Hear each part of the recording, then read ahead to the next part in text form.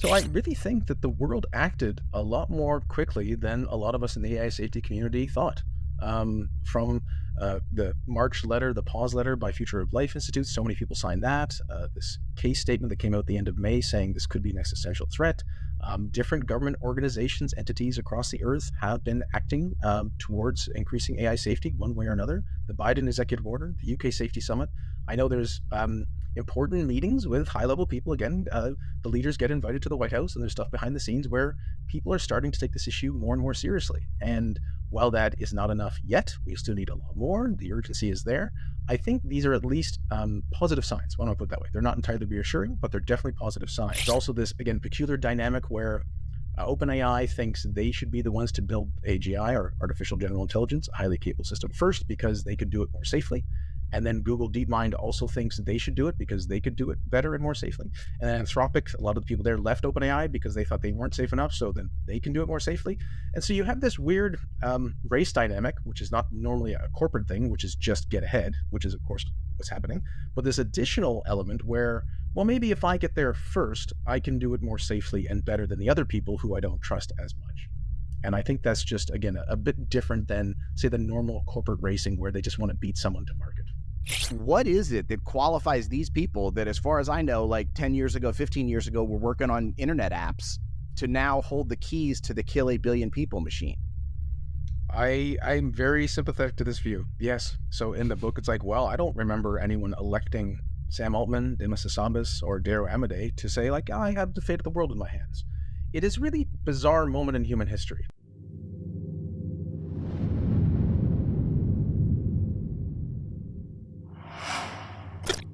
Welcome to For Humanity, an AI safety podcast, episode 13, Uncontrollable, Darren McKee interview. I'm John Sherman, your host. Thank you so much for joining me. I'm really excited to bring you today's show. We spend a lot of time on this podcast talking about why unaligned, uninterpretable AI systems are so extremely dangerous, but we don't spend as much time focusing on what you can actually do about it. In part, that is because the AI safety research leaders themselves are varied greatly in what they say we can and should do about these problems. Like Eliezer Yudkowsky and Roman Yampolsky, for example, say there's very little they think we can do about it, but others, like Connor Leahy and Max Tegmark, believe if the world wakes up to AI's existential dangers as soon as possible, like this year, or better yet, right now, we have a chance to save ourselves and our children's lives. This is only the single most important thing ever. Because currently, we are on course to run wildly unacceptable risks that every living thing on Earth is killed by an artificial intelligence system. So today's show will be about real practical things you can do today to help save humanity from AI-caused extinction. For Humanity is the AI safety podcast for the general public, no tech background required. This podcast is solely about the threat of human extinction from artificial intelligence. Please hit like, share, subscribe, leave a comment, and please tell a friend about this show. We have no time to lose. I'm really excited to say that we have gone from 0 subscribers when I started this thing in November to nearly 600 subscribers on YouTube today. That is awesome. But you and I both know that number needs several zeros behind it to really be making the difference we want to be making. So please help me. So today's guest is author Darren McKee. We're going to talk all about his new book, Uncontrollable, The Threat of Superintelligence and the Race to Save the World. Darren's book is, like this show, geared towards the general public. One technical note, Darren's camera has a little lag to it at times, so apologies for that. Hopefully it's not too big of a deal. Here is my interview with author Darren McKee. Let's just start with a little bit about your background. Tell me, about your background briefly and how you got into AI safety and risk. Sure. So for the short answer is master's in both psychology and public admin, doing policy analysis and advising for many, many years. With the AI issue, I've been also following that for, I want to say 10, 20 years on and off in some degrees of more detail, sometimes more than others. But generally speaking, more in the past several years, really, really ramped it up. I'm currently an advisor to AIGS, which is a governance and safety organization in Canada. But more practically, I saw the issue of AI and advanced AI capabilities being a risk or a concern, again, 10, 15 years ago, but I didn't really see an obvious role for myself to play. I mean, I would have facilitated discussions about it, book groups about it, but not something more overt than that. And then around 2022, why don't we say April, May, things really seemed to be heating up, picking up quite quickly. And I thought, okay, at this moment in time, it seems like AI capabilities are moving much faster than the public's understanding of them.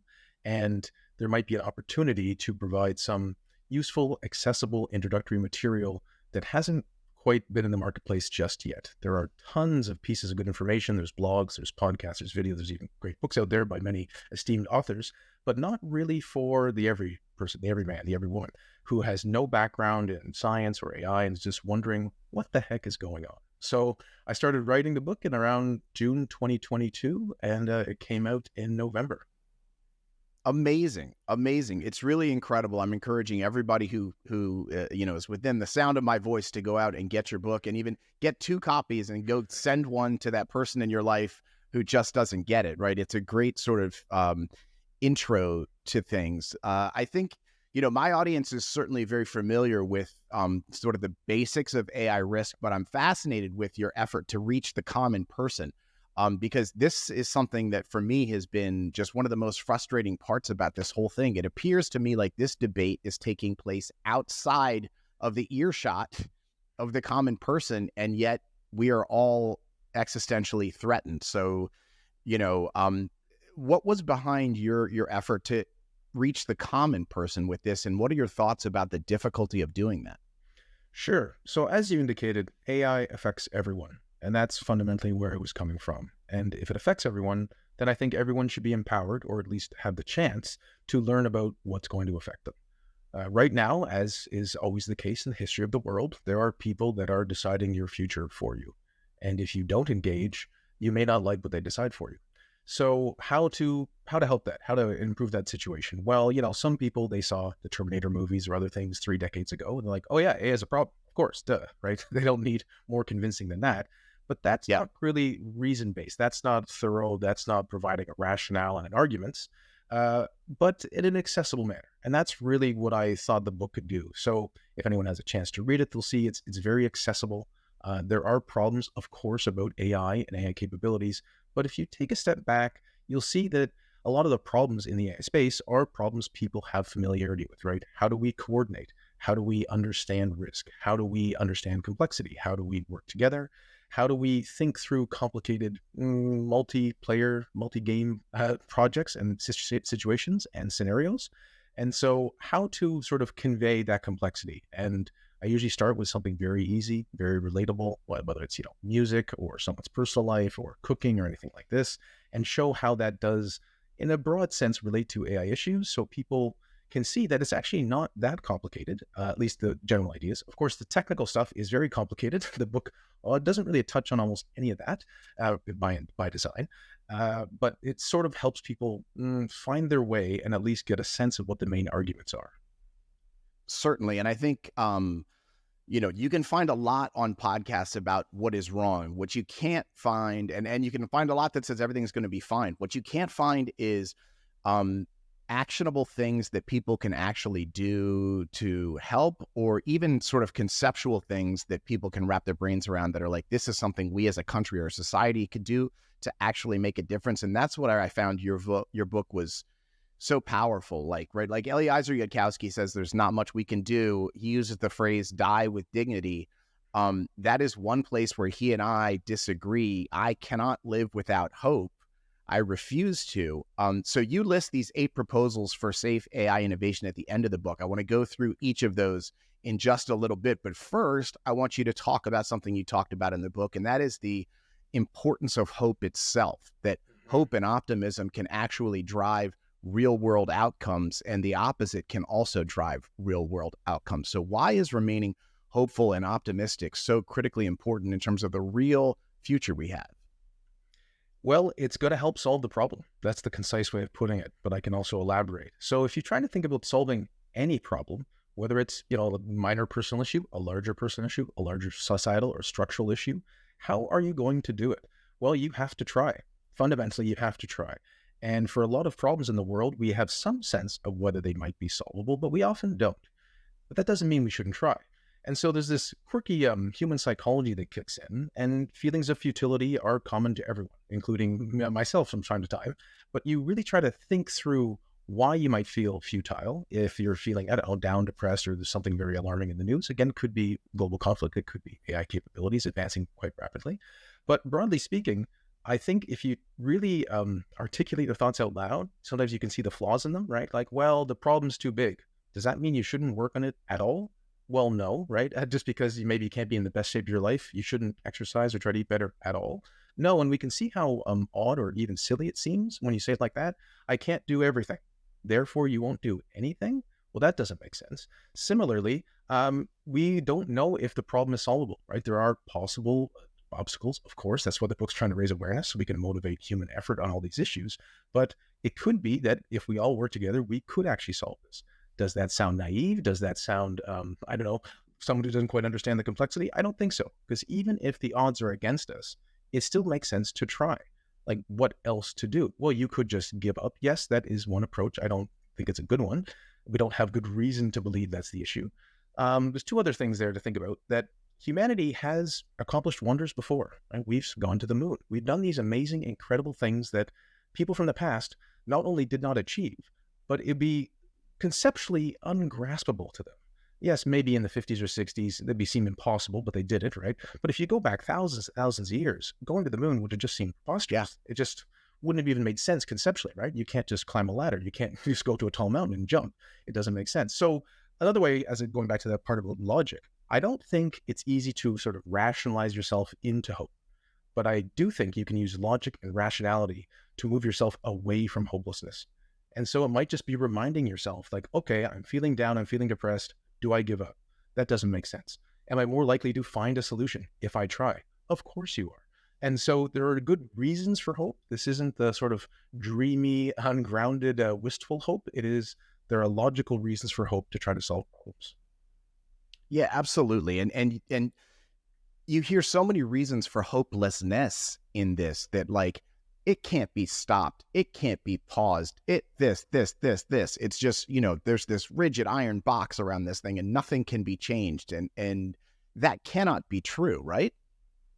Well, we don't know, right? So I think that's what it is. Let's lean into the uncertainty and the fact that we don't know, because we should try. You can sort of like say two possible life paths or paths in the universe that we're in. Well, is it the case that AI could not be stopped? We don't know. In the future, we will have known to some extent. And if it turns out we couldn't have stopped it, somehow we learn, right? Go at hindsight bias or hindsight just being informative. Should we not have tried, given that we didn't know? And if it turns out, say, that we live in a world where it could be stopped, but we didn't try, well, obviously that's a catastrophic loss. So the logic is we should try. And you could say, well, it's a 90% chance it's not going to work. Like, well, okay. What's the alternative? To not try at all? It doesn't really track. And even though, again, it might feel overwhelming or daunting, even if it's 1,000,000 to 1, and if we are talking about AI as an existential risk, as some people think, well, then isn't it still worth it? Isn't it still worth it to try? Isn't it still worth it to try to have people massively mobilize and have them understand these dangers? Absolutely. So, all right. So your book was fantastic. And as I started it out, in the first couple of chapters, first couple of pages, I was like, oh, I've heard some of this. And then immediately you get into stuff you haven't heard. And then when you finish at the end with these 8 proposals, I was like, wow. This is the kind of thing we're really, really lacking in this debate. So I want to go through each of these 8 proposals you have. They really filled me with a rush of positive energy and optimism. So I want to go through each of the proposals. And then as we go through each one, I want you to give me, if you can, on a scale of 1 to 10, a rating of how realistically promising you think each one is. Okay. Okay. Like a speed round. Right. Yeah. A little speed round. So let's try this. So proposal number 1. And this one is, I think, maybe the most exciting of them all: establish liability for AI-caused harm. We need to slow this thing down big time. This is sort of a technical legal route to clamp this thing up and put brakes on it. Talk to me about establishing liability for AI caused harm. Sure. And I'm happy to go along with this format. I just want to quickly say, as a broader structure, that these proposals, for people who hear them, they kind of operate at different levels and on different parts of society. Some of them are clearly for lawmakers and regulators, but there's also broader practices for businesses or even civil society organizations and everything else. So they are lumped together in just a list of 8, but they do kind of hit in multiple different places. So in case someone's wondering, like, well, conceptually, how do these fit? Like, well, they're all with the goal of advancing safe AI innovation. So I think you're probably going to hear me say something similar for most of these, is that I think some success is very likely to occur, but maybe not quite as much as we need unless everyone gets motivated. And so I think there's a reasonable case for liability, right? That seems, well, more than 50% likely to me, more than 5 out of 10. It's just to what extent and to who, right? We do already have a situation where, to make relatively benign example, a lot of the companies that are using AI generated imagery, they're saying like, okay, if any user gets sued, we'll absorb the liability, that sort of thing, right? But what's not yet happening is like, well, when people are making deepfake pornography and really using people's likenesses to much their detriment, who's stopping this? This hasn't happened at all yet. So that's when I think like, okay, some optimism, some pessimism, some concern, but I think people just don't realize what's going on. So the more they become aware, the more they'll see, well, someone should be accountable. And why liability at all? Well, people respond to incentives, right? And there's nothing quite as motivating as thinking you might be personally liable for some harm that your product commits. Right. I mean, it seems to me like right now the financial world of the AI companies is green lights everywhere they look.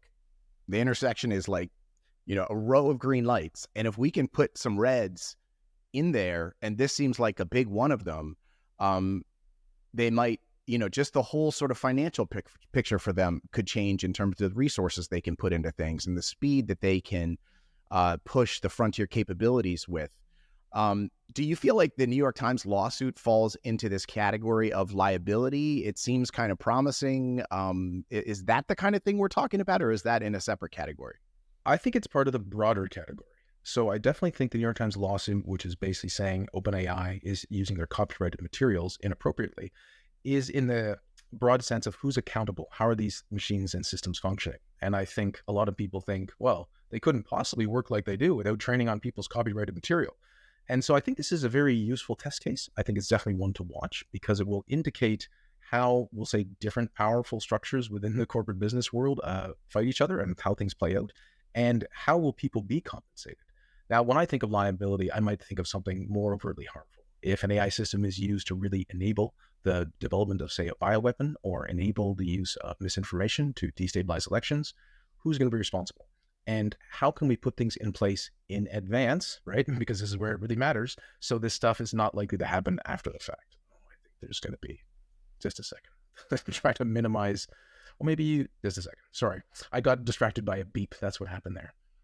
No worries. So all I can say is I think liability is of critical importance. And I also think we need to move, not fast and break things, because that's the way that tech companies are obviously getting us into trouble, but more so that regulators need to understand that people should know what the rules are in which they operate and not try to figure it out after the fact.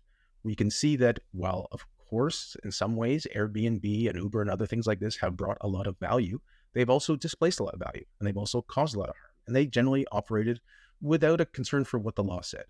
And we're still dealing with all the ramifications of that. And again, regulators, cities, municipalities, provinces, states, governments of all types usually take months after the fact to decide if something's an issue.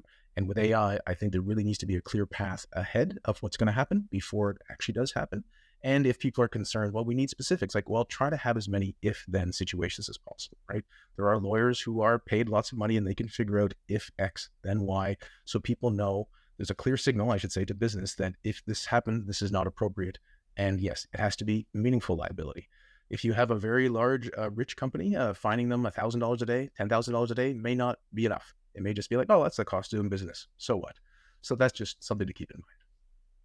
Sure. And what is the most achievable path towards like actual, liability concern for these companies today? Is it, I saw the Tennessee state legislature, the Tennessee state government just obviously a place where music is really important, and they just made a bill where they are protecting the human voice for the first time, the tone of the human voice, the sound of a human voice as a part of their image likeness protection. Is that the kind of thing? Like, could a city or a state or some smaller municipality make a law that will then everyone will notice and say, oh, we need to go do this too? Like, where is this actually happening? Is it percolating? Are these things at the, governmental level happening, or is this like it could happen thing? I think a lot of things are in progress. And I really think the more, and again, podcasts like this, books like mine, other podcasts, other media, people start to realize, okay, there is a problem. It already exists. It may get worse. What are we going to do about it? When you look at broad surveys of US public and other places, there is concern. People don't want advanced AI capabilities that we can't control to be developed. And usually 67% agree. With regards to something like artificial superintelligence, people are very concerned about risk. And so I think, as normal intersection of the world, you need citizens acting in a way that makes their politicians and political representatives aware of their concerns, such that the politicians can implement the will of the people, which in this case reflects reasonable concerns about AI capabilities and AI harm and safety. And so I wouldn't sort of limit it to any one space. So if a city or a state, again, is doing it, that's great. And you need really you need movement on all the levels, right? Not just one or two. As many different moves that can be made as possible, increasing awareness of AI issues, of risk, of capabilities. Because I think we're still kind of in the having people understand there's a problem. And then there's also what to do about it, right? And so I think people are coming to see like, oh, people have already been scammed out of money because their child or grandchild was voice cloned, and they were called in an emergency saying like, I lost my phone. I really need some money. Can you just send me $50? And it's not their relative at all. It is someone who's used their voice, cloned it, and scammed them. This literally happened to my family 3 months ago. Oh, well, there you go. So it's already happened. I advocate for everyone to have special passwords with your relatives. And you could come up with creative ways to do it one way or another, but try to think of things that only you know. One of my techniques was having a fake answer that you both agree to a real question, because that's going to be very hard to circumvent. Now, of course, you have to remember the fake answer. Otherwise, you might have a problem down the road. That's right. In the Sherman family, 2 + 2 = 6. Yeah, well, exactly, right? Oh, 2 + 2 is almost like 6. Well, there you go. Or maybe something. You can't use that one now. Right. Yeah, exactly. That's great. Yeah, 7, sure. That's excellent. Okay. All right, let's do proposal number 2. And there's some sort of subsets in here, but this is a really meaty one. Require evaluation of powerful AI models and systems. And your first, it sort of goes A, B, C, D here. A is tracking of cutting edge chips. This is something that Eliezer Yudkowsky and many of the big AI safety researchers are all about, tracking the chips. Talk about why it's so important, and then let's also get into what it would take to really make this happen. Right. So I think this one blends a bit with compute governance, which may be a bit later. So we'll just talk about chip tracking for the moment. All let's say is that one of the main reasons, or the 3 main reasons one could say, why AI systems are so capable is because these algorithms that have been developed in neural networks that basically allow the computers to follow rules to perform calculations. That's number 1. Number 2 is all this computational capacity. Computers have gotten more and more powerful, largely due to chips being more and more powerful. And then the 3 is data. So if you have these 3 inputs and you're trying to figure out how to have some sense, control, or influence over how computers get powerful or not, you think, well, where can we focus? Where are the choke points, so to speak? And at the moment, computational governance or compute governance seems to be one of the best ones to focus on, because, at least at this point in history, there's not that many places on Earth where these chips are both designed and manufactured. There's basically one place that they're designed and one place that they're manufactured. The manufacturers in Taiwan at the moment. That's not to say that many other companies are moving fast and more chips are coming online, but all that to say is it takes many thousands of powerful chips to make frontier AI models, and those are the things we can focus on. That's another thing to point out, that a lot of these concerns are not for, we'll say, normal AI users, normal AI businesses. This really is the frontier multi-billion-dollar training models that are required to have all these powerful systems. And so it's sort of like a tax on people who make over $100 million a year. It just doesn't apply to most people. So it's really the frontier. All that to say is, if you focus on compute governance, you can get a sense of where the chips are going, who has them, what type of chips they are. And it really is, without the chips, you can't just make the power. You just can't make the powerful machines. And how would chip tracking actually sort of logistically happen? Like, it would have to be, they have in the factories at NVIDIA and wherever, they would have to be hard making these tracking devices actually into the chips. Is that right? And so, is convincing the manufacturers a part of this? How do we make this happen? Right. Well, that's a great question. I think there's possibly a variety of approaches that could be taken. I also think this is where you'd want to sort of have many experts over a few months at least try to figure out what the best strategy is here, right? And any sort of real world complicated situation, the first thing that comes to mind, the second thing that comes to mind may not be as viable, and you have to talk to businesses and technical experts about what exactly is best. But yes, some sort of inventory, some sort of accounting, and then ideally, yes, some sort of thing on the chip itself that shows you not only that it exists somewhere, perhaps like a geotag, which may or may not be complicated depending on the size of the chip, but how it's being used. And then I think even the feasibility of exploring whether there could be remote shutdowns of chips. Again, this is a technical issue. I'm not sure if it's viable. And again, could people circumvent these? This is also a key complication, right? Always the best laid plans are laid to waste when someone tries to find loopholes, as we know from, well, the history of the world, right? There's a rule in place and someone tries to circumvent it. Sure. And Eliezer Yudkowsky talks about the chips potentially reporting back to, every minute or every hour to a mothership to say, here I am, here I am, here I am. And if the reporting back stops, then you scramble the fighter jets. Well, I'm definitely for the first part. I guess it depends on the situation of who's in which fighter jets for the second part. But yes, again, there's, right. Humans are pretty creative when they need to be. And it seems entirely plausible to me that greatly improved chip tracking and accountability could be something we do. What is the attitude of the chip manufacturers towards this kind of thing and safety? And, is it, they'd be like, oh, well, you make us do more stuff so we could charge more for it? Or they would say, we don't want anything to do with this. Where are they at? Well, that's a question you might have to ask them. But I would say from my vantage point, again, this is a complicated space. But if we look at NVIDIA, who is one of the main designers for some of these powerful chips, H100 or H200, their behavior seems to indicate a willingness to comply with the exact letter of the law that the U.S. has put in place to say have export controls on China, but not quite the spirit of the law. So the United States has said, okay, we don't want you to export a certain type of powerful chip to China. And they say, sure, great.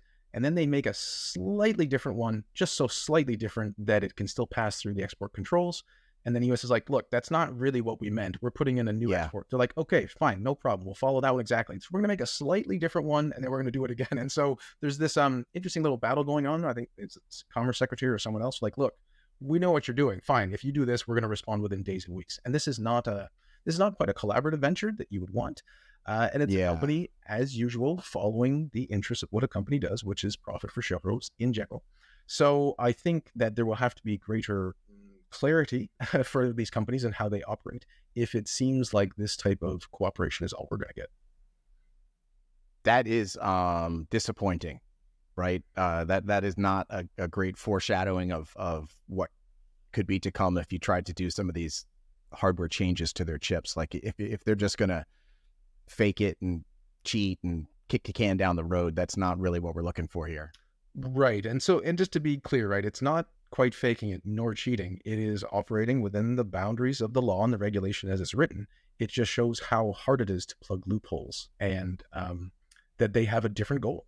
Their goal is to provide, and as a company, they provide highly capable chips to people who want to buy them. Yeah. Man, you would just hope at some level someone in the building also has a secondary goal of not killing everyone. Well, yes, you would hope, and maybe they do, but the risk profile could be different. But again, like without naming any specific companies, we've also learned from the history of the world that both individuals and corporations will follow profit motives, much to the detriment of other people. Yep. Okay. All right. So in proposal number 2, we hit on a couple of the things. So B is security features on cutting edge chips. C is remote shutdown of large compute clusters, and D is determine appropriate compute threshold. Anything you think we need to say as well to sort of wrap proposal number 2 up? I think that basically covers it. I really, just to sort of highlight something else, that in the book, I'm trying to point at what seem to be useful solutions, but the space moves so fast that it could be within 3 or 4 months, Some of those sound like an even better idea, and some of them don't sound viable anymore at all, right? These systems are developing. Gemini just came out, and GPT-5 probably sometime this calendar year. So it really is the importance of being agile and adaptable and understanding the landscape in which you operate and trying to move quickly within that landscape. Yeah, I will say something very impressive about the book is how current it is. It goes all the way up through the summit in England, the AI Safety Summit. So, the book is right to sort of the edge of the table, although as you point out, that the ground is moving very, very quickly under our feet here. Yeah. So let's get to proposal number 3, regulate access to computer power and resources. This is a big one. Yeah, so I actually think this might be what we kind of covered more just a moment ago. And the previous one then would be more maybe the evaluation. So okay, if I can speak to the evaluation stuff then, the idea here, which I think if everyone kind of takes a step back, is pretty obvious. And most of the time, and any time you've done anything in your life, when you were a child, when you're at a job, someone evaluates your performance in some way to see if you're doing the right thing and the way you should be doing it. Similarly, are AI companies designing systems, training them, deploying them in ways that are appropriate? Do they have a sense of how powerful their systems are? And this is where sort of audits, evaluations, I'm lumping these things together. Are they harmful?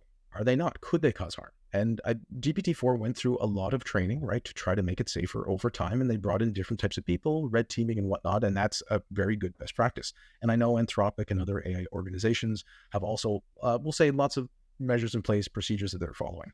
But is it the case that we can trust them entirely? And no shame on them at all, but like, why trust anyone entirely? The stakes are too high, right? So verification matters.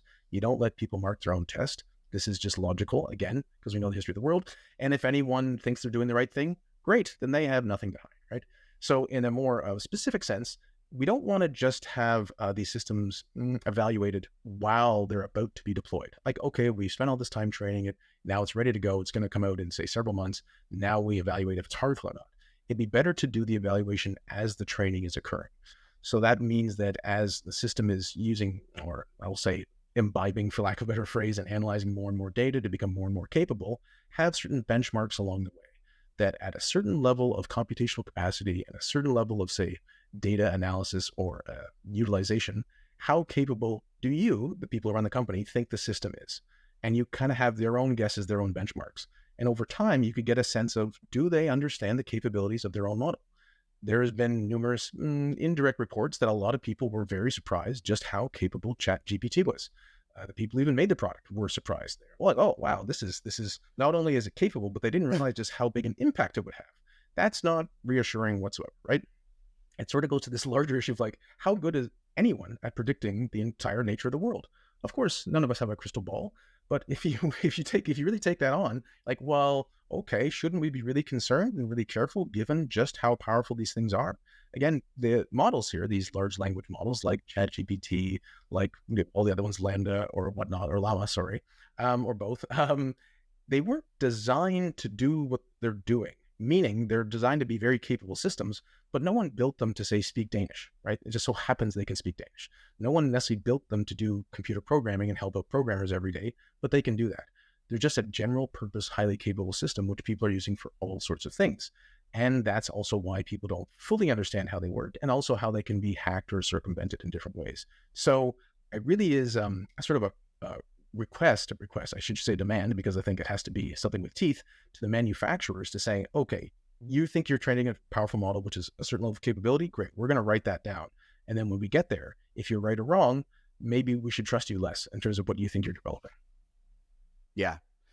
I'm going to go on a little bit of a tangent here right in the middle of our list, but just bear with me. So like, this is something that's been on my mind a lot, is like, what qualifications would someone have to be given the job as you're in charge of the can kill 8 billion people machine, right? Like who are these people and how are they qualified to do this? And I'm called to think about like the people in the military who are in the missile silos or at the locations where nuclear missiles would be launched. And those humans are thoroughly vetted on an ongoing basis, background checks, personality tests, their communications are monitored.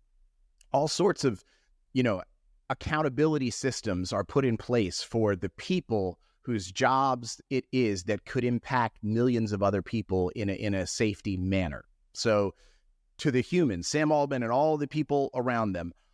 What is it that qualifies these people that, as far as I know, like 10 years ago, 15 years ago, were working on internet apps to now hold the keys to the kill 8 billion people machine? I'm very sympathetic to this view. Yes. So in the book, it's like, well, I don't remember anyone electing Sam Altman, Demis Hassabis, or Dario Amodei to say, like, I have the fate of the world in my hands. It is a really bizarre moment in human history. Like, yes, it has been the case that a small group of people often have a lot of power over the rest of us. But usually, hopefully, they're at least democratically elected, at least some sort of representative democracy. It just so happens that our current moment in time, that's the case. So it causes me great concern, right? I think that these AI systems like ChatGPT, GPT-4 are currently seen as consumer products, which they are, but they should also be seen as weapons. These are kind of WMDs or WDs in training, so to speak. And I think once that comes into play, you might see, hopefully, people some to shift, like, wait a minute, how is this working? What is the oversight? And even if you perhaps think that, okay, the government doesn't need to get involved, well, private companies don't have a great track record either. So my hope is that there's some sort of, tripartite power structure balance where you have the citizens, you have private corporations, and you have government, hopefully all working together to kind of balance each other out. We saw last November, I think, was it, that Sam Altman was fired, and then he was back 3 days later, 4 days later, depending on how you look at it. And that is not at all reassuring, no matter what your assessment on this, because in the summer, Sam Altman himself said, no one person should have all this power, and it's important that the board be able to fire me. Well, I think when he said that, everyone thought it meant he would stay fired, not the asterisk thing I said under my breath, and then I'll just try to come back. So that's very concerning. The reason why the board was structured as such was to prioritize safety above everything else. Now, again, the details are murky. They said he wasn't consistently candid. It doesn't seem like it was overtly about safety. But if you have a board that is supposedly empowered in one way, and then through, we'll say, structural, interpersonal market forces seems to have to move in a different direction, or just the whims of one or two people changing their mind, none of this is reassuring if you're watching from the sidelines, right? So this multi-billion-dollar company, which is the leading edge of an AI system, which they say could displace all human labor, that's the goal, it's on their website, and be better at humans than everything. And who's in charge? Well, this guy, and then we fired him, but now he's back, and, well, what's the new governance structure? Kind of to be determined. Yeah. Not reassured. Do you, to that specific situation, do you feel like the Department of Defense or even the President of the United States understands what happened at OpenAI that weekend, what Ilya saw, what the safety concern was? And do they know that? Do you think they want to know that? And if they don't want to know that, where are we then? Oh, that's classified. No, I really have no special insight into who might know but do you what. think they did? Like, do you think they, like, was the Defense Department like, holy shit, like the guys with the thing they say could kill everybody are having a weekend? What's going on over there? Right. So my belief / hope, I'll realize this is one of those wistful hopes, I don't have data backing it up, is that there are enough people that at least someone is concerned enough and sees, like, they make a little risk profile or some sort of threat matrix, and you have different quadrants of this and that. And somewhere in a quadrant, someone's going like, this is a big glaring red dot, right? This is not reassuring. Why did this happen? And, from what I understand, it really was some, we'll say, not interpersonal infighting about whatnot, but it did seem to me to relate to some safety concerns, and that Ilya Sutskever felt that he could trust or not trust Sam Altman, and then he kind of changed his mind. So I don't think it was so much a brand new technology breakthrough type thing. My thought was just that, okay, it seems like Sam, again, this is the opinion of stuff I've read, not mine, he may be acting in ways that some people felt was deceptive or problematic, and that's what led to, again, they said he wasn't consistently candid, so then some loss of trust or faith, and that's why it led to the firing. So it's very tempting, given this, my book is about AI safety, to think this was an AI safety issue entirely, right? Sam was rushing ahead and everyone else was trying to keep it safe. I don't think it's that simple, but I certainly hope, if anyone's listening, people in various strategic defense intelligence communities are aware of how serious all of this is. Yeah, I don't think you'd have a situation where they were like, Lieutenant Johnson over there with Missile Silo X had an incident this weekend.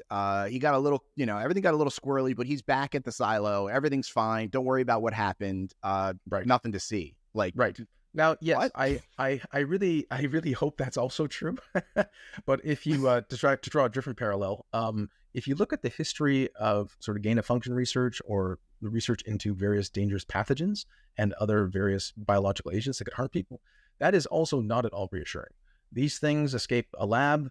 There's improper lab protocols, like anthrax or other things, just get out, and Yep. then somehow it happens again a year later or two. You're like, oh, this is terrible. Like again from the outside, like surely this does not happen, and you're like, oh, surely it does sometimes.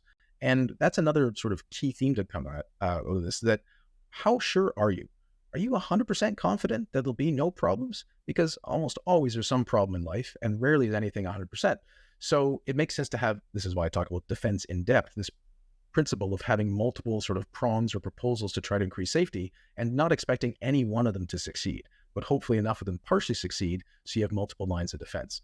But yes, if I think of nuclear weapons, we've sort of lucked out as a society that they haven't been used that often. That does seem a bit based on whimsy almost, or luck.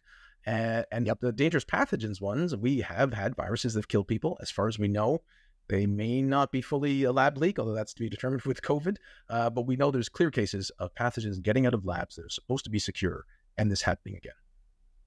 Yeah. All right. Let's keep moving through the list here. Number 4 is require enhanced security, cyber, physical, and personnel. Why is that so critical? Right. So this is kind of a more straightforward, have more security in your company so people don't steal your secrets. This is in the company's interest for all their intellectual property and all the financial rewards they hope to gain. And it's just the basic suggestion or reminder that people should do this. I think a lot of move fast, break things, Silicon Valley mentality, it's harder to keep rigid security protocols in mind. I know this has improved over the past couple of years. And I think it was Dario Amodei of Anthropic who said, no one person, or sorry, very few people in the company know everything that the company's up to, kind of a need to know basis, right?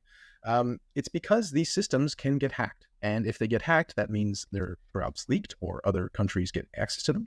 And yes, this is also how the world goes, that a lot of powerful countries are constantly in battle with each other to hack each other, to gain secrets, to have spies, to infiltrate, and so on. I give an example in the book that the Canadian federal government was experiencing 2.3 trillion cyber attacks in 1 year. And so, like, well, it's 70,000 every second. And that's just this background cyber war that happens. Now, I imagine most of these are sort of, silly, mundane, stupid phishing attacks, but 2.3 trillion is a lot, right? You don't need that many to succeed. And that's just the Canadian federal government. What about, municipalities or businesses or private citizens? And you think, what about the US, which is much larger as a population than the United States, than Canada, and so on. So all that to say is that this is something that should not be neglected. You have a very powerful system, which it takes a lot of money to build, but once it exists, it's actually not that large. We'll say in terms of memory, it could fit on a USB stick. And if you have the specifications, they say that the model weights and the strength of the connections and so on, you can then just have it, and you can then manipulate it and fine tune it in your own ways. So if we're not careful, the leading labs end up doing the research of other countries for them if they're not secure enough. This is spot on to something I had just read, which is that basically, the training run for ChatGPT 4 was $100 million. But supposedly OpenAI's security protocols are not state level. And this person who wrote this article was saying for $10 million, the Chinese government could just wait for OpenAI to make AGI and then break into their server and just steal it. Because OpenAI does not have security protocols that could keep the Chinese government away from stealing their stuff. Right, and you're hinting at that. Should these things become state level? Should they become even nationalized? Is the conversation right around the corner? But I think it's useful for the labs to ask themselves, like, okay, we're now just getting some billions in funding, right? OpenAI, I think, was valued at 86 billion. Anthropic might still be getting in the single digits, maybe tens of billions. But are they prepared for someone launching, say, $1 billion cyber attack campaign? And is it worth it? Like, well, if you actually listen to what people say, and if they say the thing is the most powerful thing humanity's ever going to do, and you'd be at a huge disadvantage if you don't have it, well, for a nation state, hundreds of millions of dollars, it's probably worth trying to get it. Absolutely. All right, proposal number 5. That this is number 5 and that we have to talk about it in the 5th position is frustrating to me, but it is what it is. No, I'm not complaining about the numbers on your list, but invest in AI safety research. Right. here we are, Yes. where we could, make AGI on a Tuesday at midnight in a lab somewhere, and nobody would really know. It could happen tonight or 6 years ago from tonight, 6 years from tonight, or 10 years or 15 or 20 or 2 nights or whatever it is. Nobody knows. And we're talking about now is the time to invest in AI safety research. We're certainly behind the eight ball, but talk about the importance of this, and given the terrible start we have in investing in AI safety research, where do we go from here to make a difference? Sure. And it just happens to be number 5, by the way. You can move it to number 1 if you want.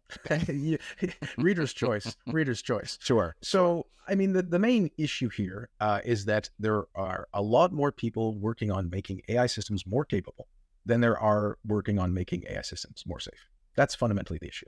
And yes, once in a while, they're the exact same people, right? There's people at OpenAI who are trying to make them safe and trying to make them more capable, depending on where they find themselves in the organization. But it's a very complicated, tricky problem. This is where I think a lot of expertise would be needed, that to try to increase safety or AI safety research without increasing AI capabilities is delicate. And that's for a couple of reasons. One is that you almost need a more powerful system to be studied to see how to make that system safer. It's kind of like, well, if you're studying how to make the model from 2 to 3, 4 years ago safer, it may not be applicable to the future models. So there needs to be, I would say, again, a multi-level approach here where there's the broader picture of like how to make anything safe in this complicated world, how to make an unknown product safe, and how to have measures in place. So again, safety protocols. This is where the evaluations come in and the audits and sort of thing, where we just need a lot more people willing to do this work and to get funding for it. Because I think now there's more and more people like, yes, I'd really like to work on this. And then are there the resources to do it? And it is very specialized, complicated work where, this is that competition dynamic where you have people who want to use their very, very rarefied abilities, and they'll kind of go where the resources are, and they want to play with fun, interesting problems. And I think you can make the AI safety problem just as appealing in the right circumstances. So hopefully there's more of that occurs. Something I have heard from some folks is that, you cannot advance AI safety without also advancing capabilities at the same time. It's impossible to split the two. To be working on frontier safety, you have to be increasing frontier capabilities. You touched on it a little bit, but is that, I am not of a technical background, so I just sort of get to a point where I'm like, okay, if you say so. What is the reality of how much safety work can be accomplished while not also advancing capabilities at the same time? Yeah, well, I'd be hesitant to give you like a percentage because I think it's so context dependent. But I would say there may be one of those grains of truth, but not something that's going to defeat us, in the sense that if you care about AI safety and someone says, well, we have to train models while we make them safer, he's like, okay, why don't we have AI safety in mind, like as a lens or a principle through which the development occurs, as well as I said, like repeated assessments and evaluations while the model's being trained, not rushing to develop the product, rushing to get it out there, because as we've seen, that can lead to harm in different ways when, say, Bing chat was aggressively misaligned or other issues, plagiarism and false accusations of sexual harassment, as some of these models did. So it can give the impression that, well, we really have to rush ahead and then do safety, versus like, okay, if you say you have to develop things first and safety has to come second, like, can it be like a very brief second after that? Sorry, in time second, not second order. So like, okay, safety happens and someone in the room is there assessing safety right away, right? Versus, oh, we've done that and now months later, we're letting the safety people look at it. So I think there's just ways to have these things much more integrated. But there is the larger issue of how are we ensuring any of these things are safe, right? And I think there need to be, again, a lot more conversations about what we understand, what we don't understand, and the risks that we're all playing with. And the status quo, the current situation is there's not the safety person in the room within seconds doing that. It's a couple months later, loop back. Is that how it works? Well, I don't think that's quite the case. Well, so again, different organizations function differently. We know some of them, not usually the big three, but some like safety that's not our concern. That's not our priority. We're just rushing ahead, right? Well, the other ones are far more cautious. They have been concerned about AI safety for some time. They do care. It's whether they care as much about the other thing, right? So I think in some cases, like there are, as I said, there's plans, procedures, there's loose, at least somewhat detailed outlines of, okay, we're at a capability level 2, say, and if this happens, that makes us to a capability level 3, and then we'll do a certain type of assessment, and then we'll reflect, and if it goes too fast in too short a period of time, we'll kind of hit the circuit breaker. Whether they'd actually do it in practice is a concern. There's also this, again, peculiar dynamic where OpenAI thinks they should be the ones to build AGI, or artificial general intelligence, a highly capable system first, because they could do it more safely. And then Google DeepMind also thinks they should do it because they could do it better and more safely. And then Anthropic, a lot of the people there left OpenAI because they thought they weren't safe enough, so then they can do it more safely. And so you have this weird race dynamic, which is not normally a corporate thing, which is just get ahead, which is, of course, what's happening. But this additional element where, well, maybe if I get there first, I can do it more safely and better than the other people who I don't trust as much. And I think that's just, again, a bit different than, say, the normal corporate racing where they just want to beat someone to market. Yes, it is a very strange dynamic indeed. All right, I want to keep moving through the list because I have a lot of stuff I want to talk to you about, Darren. So number 6, established dedicated. Well, actually, you know what? We're gonna go back to number 5, and I want a scale of 1 to 10. Oh, yes. I just realized I never gave you any scales. All right, it's okay. It's okay. The scale of 1 to 10. Investing in AI safety research. How realistic that we will be properly invested in AI safety research anytime in the near future? Well, again, I think 6 to 7 out of 10 will invest more, and 3 out of 10 it'll be properly invested. Okay, that's fair. That's fair. All right, number 6. This is a huge one. Established dedicated national and international AI governance agencies and organizations. And, you know, just knowing how slowly bureaucracy generally tends to move, like these efforts, I'm hoping, are underway already. And it's not just people like us talking about what if, how important is it? How real is the possibility that it could be impactful, and where is it actually? Sure. So while it is a big one, I think the logic is relatively clear, which is that if you expect anything to happen in this world, it's useful to have clear accountability and either a person or an organization with a mandate to do the thing. And in that sense, that's why there's this suggestion, a proposal, having dedicated organizations. So this could happen, again, municipal, provincial, state, federal, whatever it may be.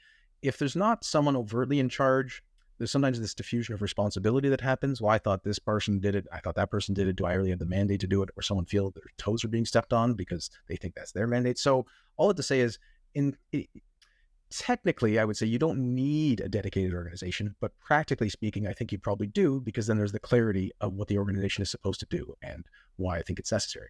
You're correct, though. For international organizations, this is, I think, in progress already, right? There have been some international meetings, right? The UK Safety Summit is one thing. I think they meet again in South Korea.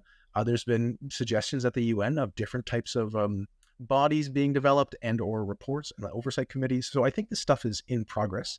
I just think people have to move as quickly as they can. I know government and international organizations almost by definition move slowly, and sometimes that's cautious and reasonable and prudent. But in this case, I think we have to be both prudent as well as expeditious. Sure. It is the time frame that worries me the most about this. I feel like given 10 or 15 years, they could probably make some great governmental body that would have some impact. In the next 3 years, when I think we actually need to make a big difference right now, the chances that something robust and real could be made in that time, what are the chances of that? 3 years? Well, so I would again say, I wouldn't say that's more likely than unlikely, but I also think this is we have to try, right? If it seems like this is one of the useful lines of defense, one of the useful sort of prongs of attack or approaches to make us safe, to have safe AI innovation, we should be putting resources into trying to make this happen and to communicate the risk. I fear we're going to need some sort of more overt incident, sort of like, when an asteroid does a flyby of Earth, you're like, hey, are we spending any money to try to deflect asteroids? And we are, right? Humanity has realized an asteroid hitting the Earth could kill everyone, like it did, or it contributed to killing the dinosaurs. And we have asteroid detection systems, and we're working on improving the ways in which we could possibly deflect asteroids. Risk mitigation makes sense. So similarly for AI systems, how are we mitigating that risk? And this is just one of the ways to do it, because it is really going to be a global problem, right? While at the moment, the US is in the lead, of course, China is a present factor, and there's various countries in Europe, but then you also have, Russia or North Korea, which might have different ideas of policies or international obligations they should respect one way or another, and who's going to control this sort of thing. So I think it is going to be very complicated, but humanity has agreed to ratchet down escalation before. They have agreed on some provisions which don't work out perfectly, but do increase safety, at least somewhat. Sure. Let's shoehorn real quick into here some U.S. China right into this spot. So, I hear several different things. I hear the U.S. is 18 months ahead of China in all AI development. I hear that the Chinese Communist Party has greater concerns even than the American government about losing control of the population through AI. And so there's some reason to believe that China might be more open to negotiation, to cooperation regarding this than we might about a traditional weapons system or program. Thoughts on U.S.-China actually doing something that would, blunt this two trains smashing into each other future that is possible? Yes, it's one of the most important concerns. That's one way to put it, right? For sure. So I think some Chinese attendees going to the UK Safety Summit back in November is a good sign. To your point, yes, because the Chinese government is so concerned about how the domestic population functions, many of the Chinese regulations on AI are better, I would say, than a lot of what the rest of the world is already doing, because they are concerned, perhaps about people speaking out against the party, but the things that we might want, like, well, are these systems lying? Are they making up things? And the Chinese government's like, well, you can't just have a system that makes up anything and false accusations and whatnot. While in other parts of the world, like, yeah, that's fine. We're just going to work it out. So I think this is a quirky, interesting situation, right, where Americans, in some ways, reasonably see China as their main geopolitical competitor, right, for conflict.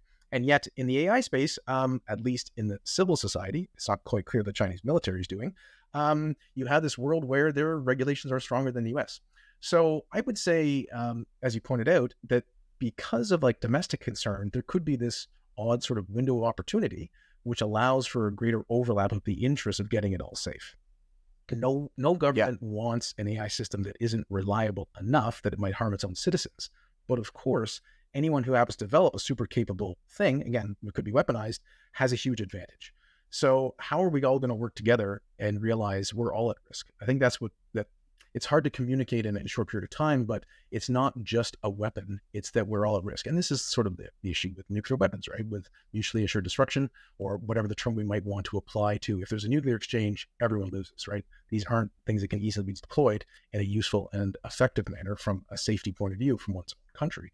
So with AI systems, it may, again, seem like you have an advantage, but, well, would the AI system kind of turn on you or do things you don't want to do and not be useful as a weapon that actually causes harm? So all that to say is more clarity around the risks and the understanding of these systems and the harm they could cause, I think could lead to powers coming together. And I'm cautiously optimistic that this can work, but I'm also watching it closely for sure. Sure. And sort of last question in this, I mean, I have read and come to believe that an AGI system or an ASI system would have no loyalty to its creator, that it would sort of relearn the world around it. And so, if the US makes an ASI or China makes an ASI and tries to point it at the other one, it seems to me the chances are far greater that the ASI is like, oh, you're all the pink squishy things. You're all one team. I'm the other team. I don't care about Team Pink Squishy. You should put that on a t-shirt and market it on your website. Team Pink Squishy. Maybe I'd wear one of those. I thought maybe that'd be misinterpreted. Anyway, I think you are correct that there's a reasonable risk. And that's, again, how I look through a lot of this stuff with Lens. You don't need to make the argument that an AI would definitely 100% go rogue and turn on its creators. You just have to say, like, well, what are the chances? 10%, 50%, 70%, an unknown percent? And if the answer is like, well, we don't think it's likely, but it's unknown, like that, again, is enough to be very concerned that anything should be developed with such a highly capable system before we know it's safe. And this almost the logic. It's provably safe AI. We need this sort of thing. We don't allow medications to go out into the world before it's shown that they're safe, again, within a reasonable set of standards and criteria. And so with AI systems, why would we have highly capable systems that are not provably safe out in the world where they could harm people? Absolutely. All right. Number 7, require a license to develop advanced AI models. This is one I think the industry would go kicking and screaming to their lobbyists about, but maybe I'm wrong. Tell me. Well, I think it always depends what it looks like, right? And I think this goes to the split of like what kind of license, for what type of company. And this is oriented once again to the multi-billion-dollar frontier models, right? So for most companies operating in the AI space, this doesn't really affect them, but it does link up to those audits and evaluations we mentioned before, as well as liability. And all these things kind of go together where, again, you can't just develop nuclear weapons. You can't just work with nuclear material. So we have protocols in place and regimes to control the use of substances or oversight about who does what. Similarly with pharmaceuticals, you can't just do that. Now, does this stifle innovation, or is this a part of regulatory capture, as some people say? These are, I'd say, reasonable concerns, but I don't think they're enough to stop something useful like a license. This goes to the who's building it, how do we know they're building it, do they have sufficient safety protocols in place? And I think it just seems relatively obvious to me. This isn't a case where I would say, in some parts of the earth, you can't be a hairdresser unless you get a license, and then maybe displacing people who are highly qualified but don't have a license because of sort of professional gatekeeping, or with doctors and that sort of thing. Like, well, what's the risk of someone going to see the person and then maybe getting a poor service? You could get a bad haircut. Okay. A doctor, that's more concerning. So it makes sense to have some sort of licensing body. Highly capable AI system that could infiltrate, different governments or cause massive harm. Like, well, that's a different type of thing. Well, what are we even talking about here, right? You're like, oh, I'm just going to put out a new pharmaceutical in the earth. Like, well, I don't think that's appropriate without some sort of licensing. Will this be sort of exclusionary to other groups or other companies through regulatory capture? I don't think so. I think it just means if you happen to be in the multi-billion-dollar club, surely you have some money that could pay for whatever mandatory requirements there are for evaluations, audits, and some sort of licensing fee and oversight. Sure. I love it. I have used the ham sandwich that, the sale of a ham sandwich is much more regulated than AI currently, but a haircut is even better. A haircut is much more regulated than AI currently. Yeah. It's unbelievable. All right, so proposal number 8, my show is all about existential threats, so we'll just touch on this really briefly, but required labeling of AI content. Seems obvious, right? This one makes perfect sense to me. This is mainly as it links to perhaps a disinformation, displacing elections or other things. If you're interacting with any sort of AI-generated content, written or image, you should have the option to know if it is such. Now, again, there could be different types of user agreements, so to speak, or cookies you agree to, because you don't want, a pop-up like every second. Like, you're still looking at AI.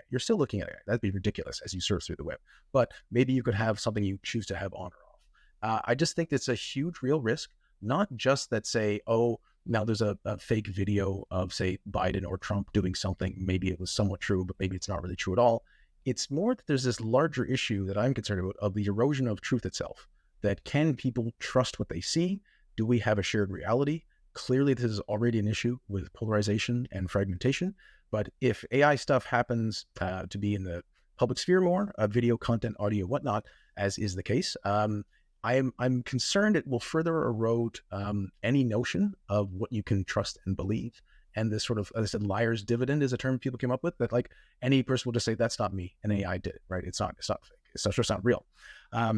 So I think it's to give a sense of how far along this is. Some people are aware, maybe others aren't, that there's already an AI generated news channel. So the news anchors are AI generated. The words they speak, I believe, are AI generated. The news footage is partially real, partially AI generated. I think it just sort of amalgamates stuff from, say, BBC and elsewhere, mixes together. AI then generates all the content. And then you have what looks like people saying people-like words with video that happens. And you're like, oh, this is all AI. So it's already at that level. It's 2024. What does it look like in 2025? Or say around October 2024, October surprise, as they say, before the US presidential election. Yeah, that's going to be a moment when, there's like, sir, you're on videotape shooting the bank teller. And they'll be like, nope, wasn't me. The tape's fake. Well, why not? So that is a dramatic one, of course, but more nefarious, you'd pick something that's just plausible, right? Someone says a word that's inappropriate, but you could imagine him saying, or a lot of people might, or something about a particular policy or something that seems insulting. So the real strategic advantage would be something that's like 30% more plausible, although it's still fake. Right. Absolutely. All right. Let's get to some other really interesting stuff that I found in the book. So you talk about us having two options, being surprised or being over-prepared. Yes. Surprise is a very bad thing. It's not a birthday party. Right. You could waste some resources and over-prepare. And those are the two options. There's not really a third. Talk about this. So, and this goes to, we're confronted by this AI problem, this artificial general intelligence or superintelligence problem, but it's not that some of these problems are completely new to us. Humans have experienced many problems like that before. And when you're trying to deal with a problem, rarely can you allocate resources perfectly to address that particular problem, especially if there's an urgency or a complexity. So your two main options are, do you over-prepare or do you under-prepare? And there are pros and cons to each of these. And I think in this case, because the risk is so high, again, the people who are building it, they themselves think it's an existential threat. It makes sense to be over-prepared. It makes sense to be more cautious. It makes sense to put more resources into ensuring we have safe AI innovation, as opposed to the opposite, right? Again, if you're going to err on the side of one or the other, like, oh, innovation was great, stock market exploded, but also these other things exploded because, bombs, and it helped to devise weapons and so on. This is unacceptable. This is ridiculous. So from my vantage point, humanity is trucking along. We're moving very fast. If it happens to be the case that we allocate some resources we didn't need to, again, it wouldn't be that many proportionally speaking, given that safety is so important. Again, for other things, we don't even blink about this, right? People aren't rushing ahead with different types of nuclear material just to see what would happen. We don't put out new drugs, even though they might seem promising, without some sort of stringent safety testing and features. Sure. Let's talk about neutrality in this debate.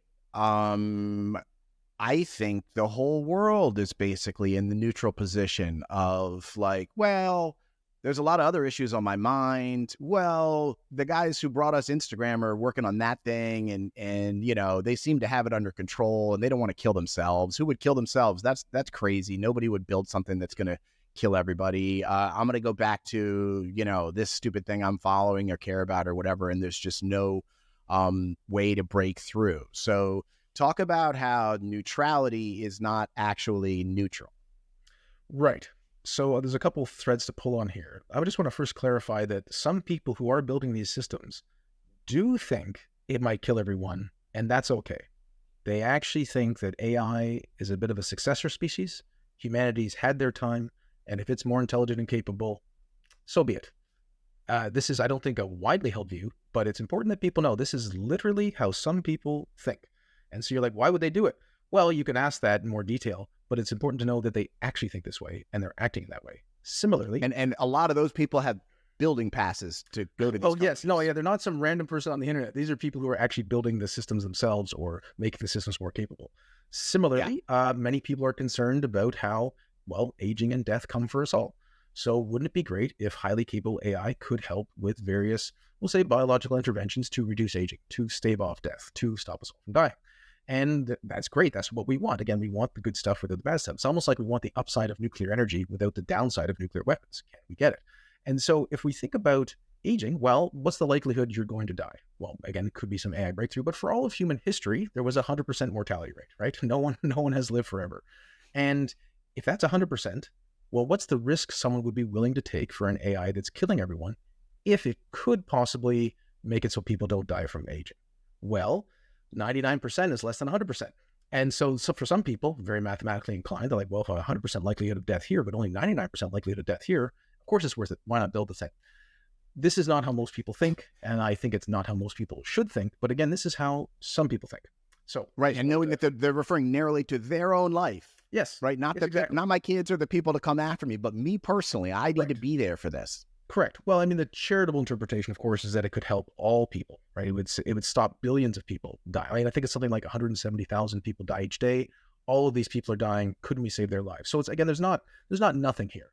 But I just want to say that for some people, the math, the calculus they're doing is widely different than how most people see these things. Sure. And about neutrality is, and again, I don't have 100% confidence in almost anything in the book, and I know that's not how most prognosticators appear and say things in public spaces, but I think it's important to understand that I can feel very strongly, but you go where the evidence and reason lies. And there's other points where I think there's definitely something there, and I think I mostly believe it, but maybe there's a 10% like, well, maybe not. So the neutrality thing is such that it may seem like you can be neutral in this situation. As you said, there's numerous problems on Earth. Someone can't care about everything. So they have to be selective. So in that sense, I'm fully sympathetic. It's not like everyone has time to become an AI expert, although they could just read the book or listen to your podcast and hopefully gain some insight.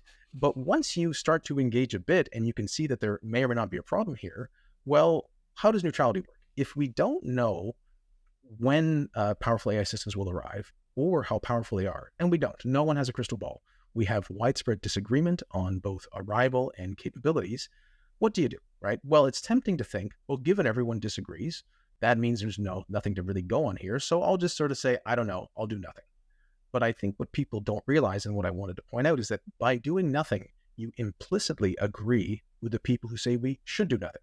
So although from your vantage point, it might seem reasonable, given disagreement, don't make a firm decision, what you've actually done is inadvertently agreed with a certain subset of that people who don't agree with each other. And so I'm trying to say that that neutrality, that feeling of neutrality, is a bit illusory once you start acting in the world. It is already the case that legislation is being discussed and debated, right? The Biden executive order already came out in the States. Canada has C-27, a legislation that's currently working itself through.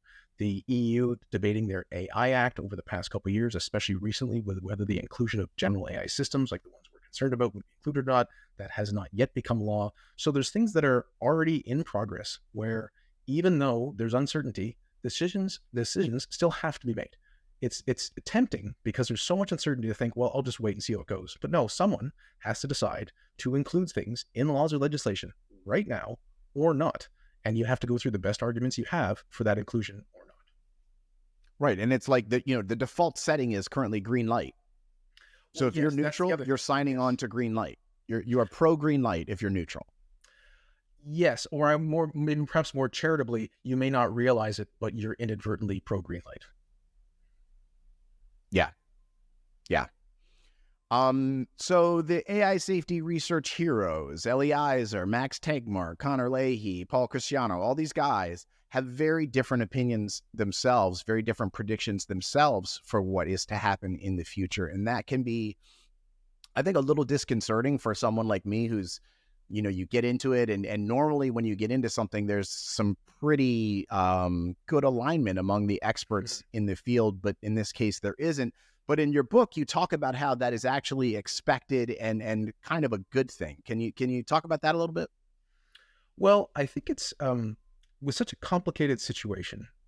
This is AI. We're talking about highly capable AI, like artificial superintelligence. It's literally unprecedented. It's not like something like this has happened before. So since it hasn't happened before, we can't easily understand the phenomena or what we might expect. And why might people disagree? Well, we don't have a nice, say, hockey stick graph of climate data. We don't have that yet, anything that rigorous in place.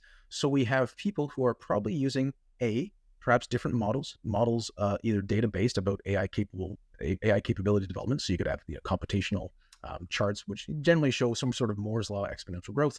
But you could also have how other models of the world, right? All these people that you mentioned, similar but different backgrounds, right? And of course, how one interacts interpersonally, what they spent years reading, have they traveled in certain places? All these are going to color how they understand the world, how people interact. Because this is not just is a technology going to be developed, but is it going to be dangerous? And then how will the rest of the world interact with that possible technology to make it safer or not? And that's a very complicated, again, very human, complex coordination issue, and it relies on a lot of different assumptions or beliefs one has about the nature of the world. All that to say is they may have different data.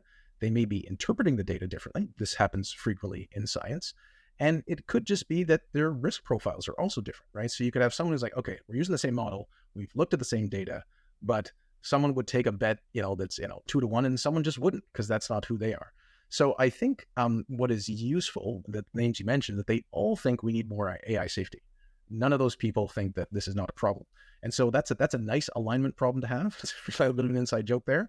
And my approach would be that, okay, well, why don't we focus on what we can all agree on, right? So there's 8 proposals in the book. They're very similar to Future of Life Institutes, and there's many organizations that have other proposals for increasing AI safety or safe AI innovation. So what can we all agree on and work on now, right? And even if someone isn't overly as concerned about the existential threats, they can definitely think, oh yeah, some sort of liability is a good idea. Some sort of transparency is a good idea. Safety research seems to be a good idea. Given that these models are more capable in causing harm across a wide range. So I think there are various reasons why people don't fully agree, but basically the people that you mentioned, they largely agree on different proposals that we can do to make things safer. Absolutely. Something that I have been saying to people as I talk to them about this is that it relies on you being able to imagine what you cannot imagine. I think you Yes. put it a better way in your book, and you say the limits of your imagination are not the limits of what is possible. This is Yes. so important to this, and it is so fundamentally difficult for people to understand. Yes, I really highlighted that phrase. It even just opens the book. It has its own page at the very beginning, because I think it's a fundamental, want to say, feature, aspect, crux of this entire discussion. And the human brain works in wonderful but quirky ways, and it is very easy to fall into the trap of your brain tries to envisage a situation, maybe it's AI causing harm, and it quickly goes, I don't see it. And then you end up with a feeling like that's not true. And then it becomes a rational belief that's not true, when really your brain just tried to imagine it and didn't quite succeed. And like, who are we? We're all a bunch of apes, me, you, everyone else, right? And so we're just apes trying to figure things out. Our brains are not perfect. If you ask anyone, they'll clearly admit their brain's not perfect. Really, you've never forgotten anything? You've never made a mistake, a cognitive error? No, of course not. That's ridiculous. But in practice, as we navigate through the world, it's tempting to think, oh, I'm pretty good at thinking. I understand things. Again, not consciously, but that's how we act. So if you ask someone, oh, an AI might take over, you'll see somebody like, yeah, of course. And themselves is like, no, I don't think so. Is either group using reasons? Maybe, maybe not. But what I'm trying to get at is that this can't be definitive. Whether your imagination kind of leads you there or not should not be where you stop. It should be looking at the reasons, looking at the evidence, looking at the rationale for why there may be a problem here. Yeah, absolutely. So you have some really great ways that you take some of the basic AI concepts and explain them simply. I was struck by your example using alignment and 4 people ordering a pizza. Could you talk a little bit about how 4 people ordering a pizza is instructive as we try to understand alignment? Well, right, this is trying to make a more complicated technical issue than more easily accessible. So have you ever tried to Yeah. order a pizza with 4 people? Right? Well, someone wants pepperoni and mushrooms. Someone else is like, I don't really like mushrooms. Someone else is like, I don't want any meat. Someone else says, what about Hawaiian? You're like, oh, come on, everyone. So then you have some bargaining, right? And we make deals, we make concessions. We finally get things settled. And then someone's like, so where are we ordering from? Like, oh, I don't want that place. Like, oh, here we go again. Right? So we end up in a world where usually it's pretty difficult. Can't we split it? Can't we get 4 pizzas and split them in half so everyone gets what they want? And it's a playful way to start. What everyone knows is that it's hard to get agreement on something amongst a group of people, right? Even among good friends who know each other, they don't fully agree all the time. And so if we're then thinking about what these AI systems do, what they're capable of, what they won't do when you ask them to do something, who's deciding that? Again, as you said, who's empowered? Right now, these teams are following, we'll say, some sort of loose Western corporate morality where racism is definitely bad, sexism bad, definitely no child pornography, violence also bad, but not entirely. And so is this what we all agree upon? Again, most of those things seem completely obvious, but there's many other use cases where you could imagine people don't agree. And it won't take that many people to cause a problem. Again, if 99% of the people are pretty good, well, 1% of the people can cause a lot of problems. And there are, people who may be subject to blackmail or bribery. And it may be a bit disturbing, but people should realize that there's criminals in this world. They cause harm. You can hire people to kill other people. That's the world we live in.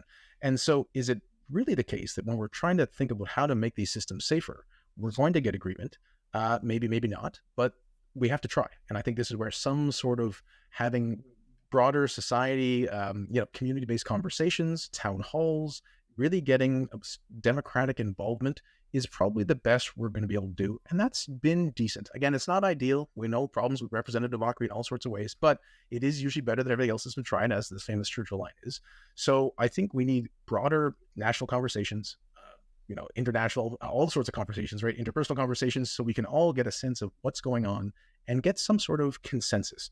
And not unanimity, that's pretty much impossible, but some sort of consensus on what seems reasonably appropriate as we work through this.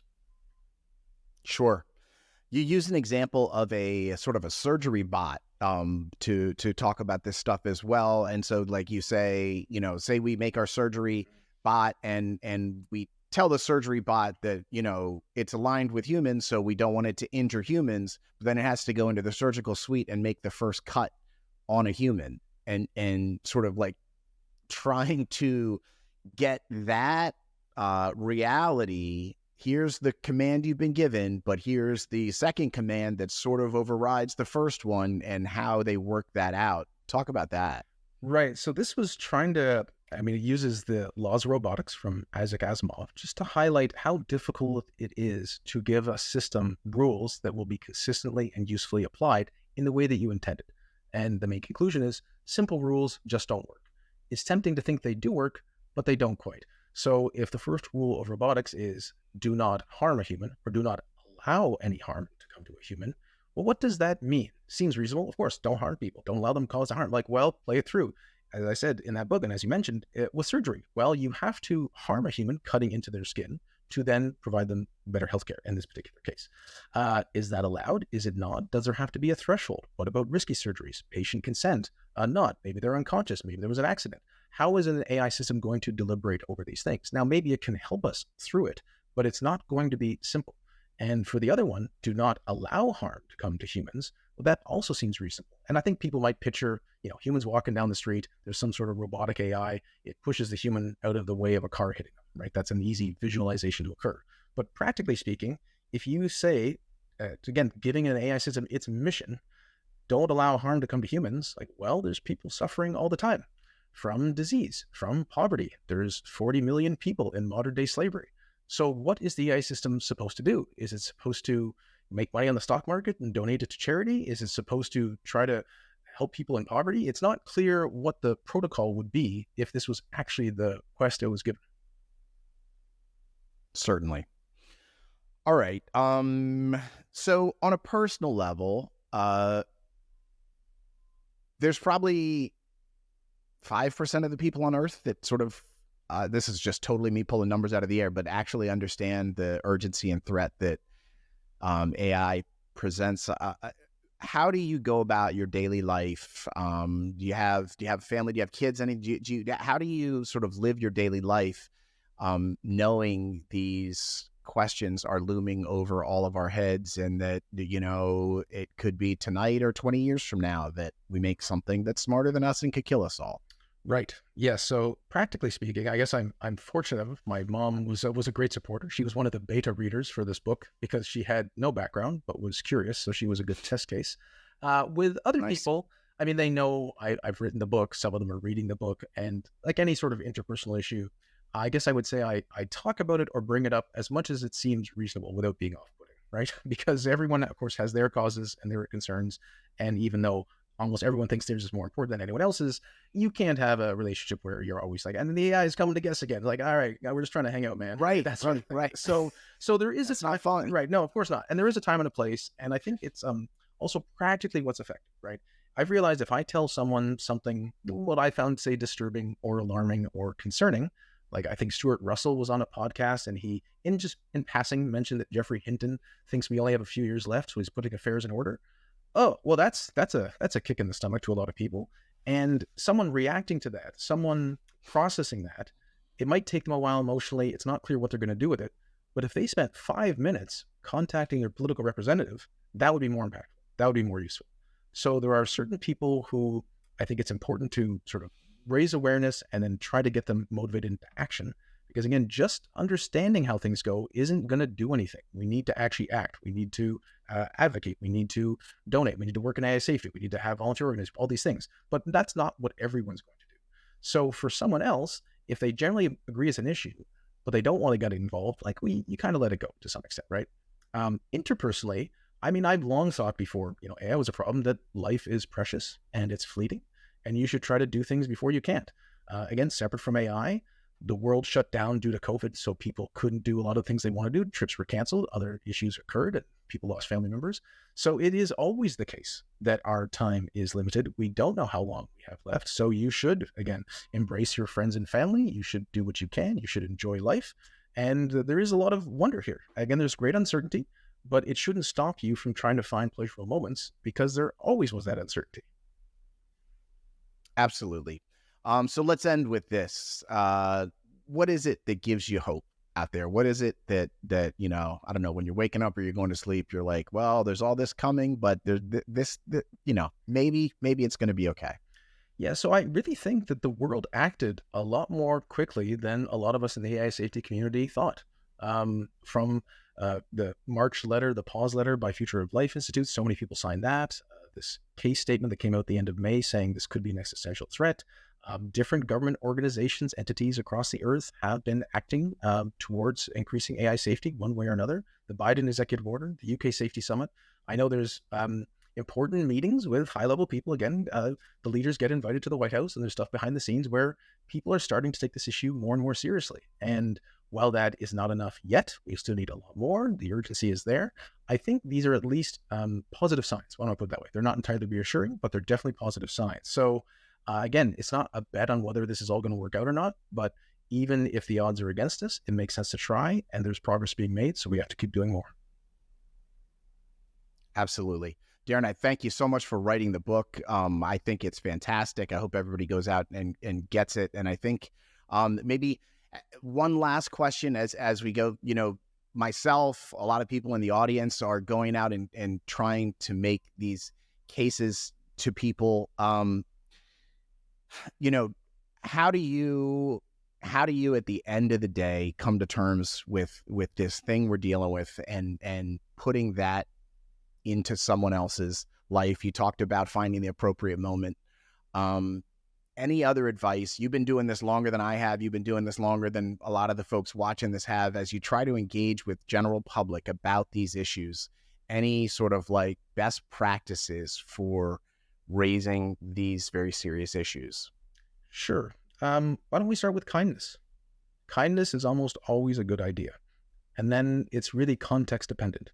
So if you're interacting, say, one-on-one, that's different than a group. That's different than a one-sided medium of sorts where you're writing a blog post. And that's different than a conversation here where you're trying to put it in the world or writing a book. So I think what has to be kept in mind is that most people don't change their minds immediately. And if you look into the research about how people change their minds, usually there's a personal connection. There's a narrative that people can understand. Data and evidence, although I really like it, it doesn't drive what people's decisions are. So are there ways to, again, understand how someone else sees the world or the group you're talking to, and how do you relate to them? So if you are concerned about AI risk existentially, maybe you talk about that because that's the group that might be listening to you. Or if someone's concerned about employment issues, that can be the stepping stone. It is a reasonable concern to think about how AI will displace people. Depending on timelines, it's likely that will precede other things. If people are concerned about deepfake pornography, that's an issue right now. Women are being maligned in various ways, and this could happen to anyone. Or there's child pornography, or as I said, the deepfake scamming. People are concerned about democracy, about elections. Kind of unfortunately, whatever someone's concern is, AI will intersect with it. AI is very empowering. It will make it easier to do almost anything or any goal that someone has, and that's for good or bad. So I would try to say that find out who you're talking to, try to understand how they see the world, and then relate to them. Again, just saying an AI might kill us is hard for them to understand, but if you think this is a real risk to your concern, that provides them with valuable insights, and then you can think about how are we going to act on this. If they don't like, say, all the 8 proposals, well, surely there's 1 or 2 that relate to their concern that might actually improve things for their concern about the world and how they see it. Awesome. That's excellent. All right, Darren, this is going to wrap up this. I want to ask you 2 other questions, which I'm going to use for different shows. Just 2 quick little questions, okay, about other stuff. Sure. One is, I'm going to do a show about fast takeoff and FOOM. And so I just, as I'm talking to people, I just want to get their thoughts on fast takeoff. Sure. What are your thoughts about fast takeoff? A lot of the accelerationists that I interface with think that it's not even a possibility and not a real thing. So fast takeoff, where do you come down? I think it's enough of a possibility to be concerned about it. Because that's like this general idea that we don't have to have 100% certainty to be concerned of risks. And also, what are our timelines? In the human lifespan, if something happens over 10 or 20 years, that might seem relatively slow. Over humanity's lifespan, if AI takes off 10 or 20 years, that's remarkably fast. Again, if we are around in the future and the history books are written, it's not like there's going to be much differentiation between the year 2023 and 2024. That's just how it looks. So I think over the broader human timescale, you see this dramatic takeoff, especially since the Industrial Revolution, especially in the last 100 years or last 30 years for the digital age. And as such, I am reasonably concerned that fast takeoff could be an issue that we should take that into account. Excellent. All right, last question. the darkest corner of the AI safety world, I think, is the paperclip maximizer end of the world. Thoughts on paperclip maximizer ends that, we'd make something smarter than us, that it would have a goal to make something physical, it would repurpose all of our atoms into that, and that would be the end of all life on Earth, and it wouldn't be something that goes off to the galaxy and spreads something that we're the great ancestors of. It would just be something very boring, brutal, cold, and horrible. Where you at on the paperclip maximizer? Well, so two things. One is that I think the idea that an AI system will follow a goal and not be subject to constraints that humans might assume it has is a really important, critical concept. And so that's just something to keep in mind in general. And this is why you must be very careful how they give goals. It may sound like, again, depending on who you talk to, this sounds a little silly, or it's perfectly obvious. Oh, it's just going to keep making paperclips and I'll do this in X, Y, Z. But there isn't a normal built-in human, well, I know from context that's not really what you meant, or I'm running out of energy myself, or I'm tired, or I'm lacking motivation. Those are not factors for this particular scenario. So I think it is reasonable in the sense that we have to be very careful what goals, and then of course what resources we might give a system to achieve these goals and how they might pursue them, because then they might try to acquire more resources. And then if you have deception and you have different types of power-seeking behaviors, it could be a real risk. And just the second point to add, which is not to make things worse, but that's not the darkest corner from what I understand. So we often talk about X risks, existential risks, like you just said, but there's also S risks. These are suffering risks. So here you'd have an AI system not just destroy people, but sort of but you'd have them resurrected in digital biological spaces to experiment on or torture through all of eternity, which is the worst thing I think we could imagine. Yes. Suffering is a real thing, and I don't think anybody. I've been toying a little bit about like whether that's something people trying to wake up people to the AI risk message should deal with. Is like, oh, if you think extinction is bad, wait till you hear about trillions of years of suffering. Yeah. Well, I think personally, I think it's a bit fantastical, and it might detract from the overall goal of communicating a coherent message that, again, does not sound like sci-fi. That's another struggle, right? That we are living a previous generation's idea of science fiction. And when we talk about these things, some people might think it doesn't sound realistic because it sounds or sort of pattern matches to what they consider sci-fi. But again, history of the world, what was science fiction becomes reality, and then we kind of take it for granted. So it is entirely possible these things could happen. Okay, my friends, we are going to do it. We're going to do this. We are going to write letters to our elected leaders about AI risk. In the description of this video, I'm going to put a sample letter. Feel free to use the whole thing, modify it, whatever you do, as long as you actually make an email or physical letter and actually send it to one of your elected leaders.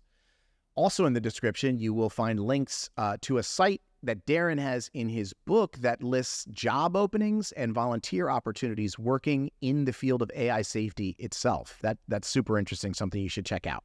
Finally, our weekly celebration of life. In 2024, the year we wake up the world to AI's existential danger, we're also going to enjoy the hell out of every single day and each and every moment. This is not optional. We do not know what the future holds, so it is imperative that we live each moment like it is precious, because even if AGI never arrives, living like we know we're dying, living in gratitude and celebration is the best way to live.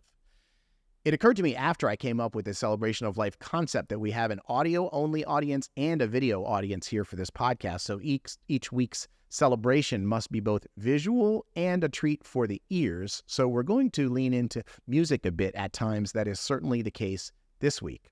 My father, who I've told you a little bit about on this show, spent most of his 50-year career working on nuclear arms control, and that certainly inspires me as I make this podcast. He passed away a few years ago.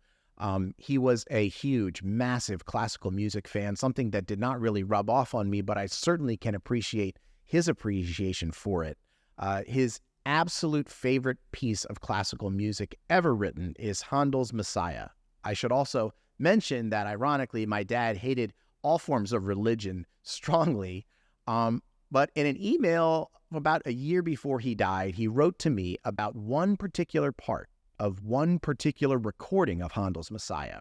My dad had 37 complete different recordings of the Messiah, but he felt so strongly about this one part of this one recording that it was so far and above everything he'd ever heard in his 80 years of life that I'm going to play it for you here today. This is what he wrote to me.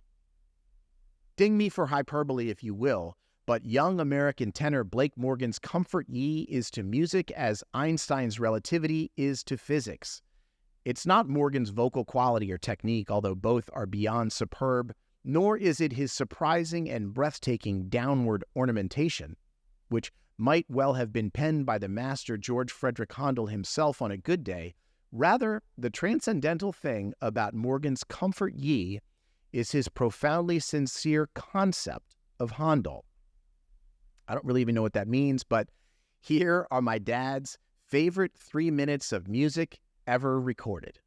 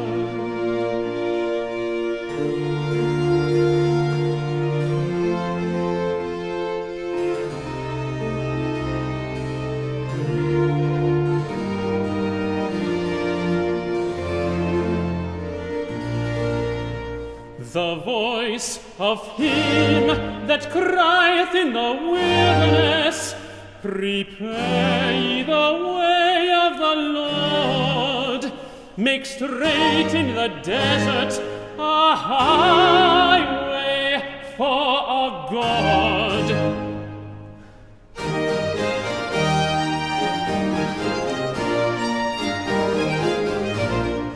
Comfort ye. That is a thing of undeniable beauty, no matter how you feel about classical music. What a feat of humanity. I'll put a link to that recording in the description, but please do listen to my father, who ended his email to me by saying, regarding the rest of that Messiah recording, it's competent but unremarkable. There's little satisfaction in listening past the 6:55 mark. You can do better elsewhere. I love it. That was my dad. No bullshit allowed. It's the best ever, but only from the 322 mark to the 655 mark. So good. All right, friends. So I am really excited to tell you about next week's show. I think it is a perfect follow-up to this week's show. Next week, my interview is with Joep Mindertsma, who is the founder of Pause AI, a growing global AI safety and protest organization. Pause AI has a set of proposals and is the organization behind the first AI safety protests ever on the planet Earth. I have enjoyed each person that I've met in these interviews a lot so far on the show, but the connection that I felt with Joep is something new and really exciting. He's in the Netherlands and has been talking about AI safety a lot longer than I have. I know you are going to get a whole lot out of our conversation, and that he and his organization are going to open up a whole lot of new resources and ways that you can take action. So thanks so much for your time. For Humanity, I'm John Sherman. I'll see you right back here next week.